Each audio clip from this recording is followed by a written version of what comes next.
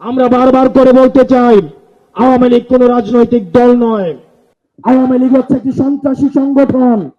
এই সন্ত্রাসী সংগঠনকে নিষিদ্ধ করার মধ্য দিয়ে আমরা সংস্কার দেখতে চাই। একই সাথে সাথে সাপ্লাই যে হত্যাকাণ্ড হয়েছে, আমরা আপনাদের কাছে অনুরোধ জানাবো, এই সাপলা হত্যাকাণ্ডে যারা শহীদ হয়েছে, আজকের এই মঞ্চ থেকে এই শহীদের লিস্ট আপনারা জাতির সামনে প্রকাশ করুন। একই সাথে সাথে হাসিনার এই ফাঁসি না হওয়া পর্যন্ত প্রয়োজন হলে আমাদের শেষ রক্তবিন্দু দিয়ে এই তরুণ প্রজন্ম আমরা হাসিনার ফাঁসি নিশ্চিত করা পর্যন্ত আমরা আন্দোলন চালিয়ে যাব।